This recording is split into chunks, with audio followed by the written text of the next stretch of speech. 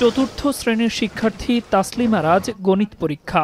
রোববারের বৃষ্টিতে ডুবেছে তাদের ঘরের ভিটা। তাই তো পরীক্ষা দিতে না পেরে মন ভালো নেই তার। খুব কষ্ট আছে, স্কুলে যাইতে পারি না, কিছু করতেও পারি না। আজকে গণিত পরীক্ষা ছিল, আমরা স্কুলে যাইতে পারি না।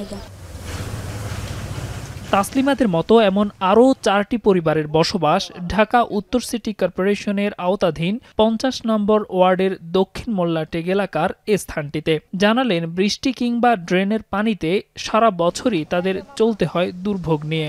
এই অবস্থায় স্থানটিকে মশা প্রজননের ভূমিও বলা যেতে পারে। চৌকিদারে আর কি নিচেতে ইট দেয় আর কি, 3-4টা করে ইট দেয়া চৌকিদারে টুসা করি, পরে ওইখানে আর কি পোলাফান লয়া ঠাই আর কি। বৃষ্টি হলে এখন তো 1 বছর ধরে 6 মাস ধরে পানি ভাই রয়েছে, যায় না পানি। মশারি দেওয়ার 2-3টা কয়েল ধরা।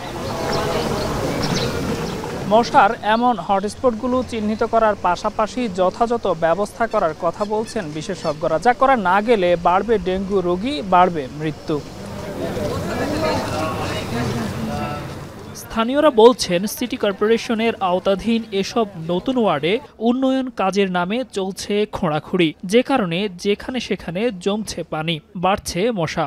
ড্রেনের কোনো ব্যবস্থা নাই, এবং বৃষ্টিপাত হইলে যে পানি বজ্রপাত হইলে যে পানির থেকে তো যে এটার উৎপাদন হয়।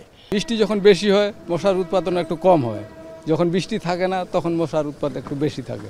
মশা মাত্র রাইতে ঘুমাইতে পারি না, অফিসে ঘুমাই পারে। ঢাকা উত্তর সিটি কর্পোরেশনের আওতাধীন দক্ষিণ খান এবং উত্তর খান এলাকার বাসিন্দাদের এমন জীবনযুদ্ধ প্রতিদিনের। সড়কে জমে থাকে হাঁটু সমান পানি। অন্যদিকে এলাকাটিতে বেড়েছে মশার প্রাদুর্ভাব। এলাকাবাসী বলছেন, সুস্পষ্ট নির্দেশনার আলোকে করতে হবে সমাধান। দেলোয়ার দোলন, এখন, ঢাকা। সানবিট সব দিবে সামাল। সানবিট ম্যাজিক প্রেস ডিশওয়াশিং এর মাথা ঘোরানো সলিউশন।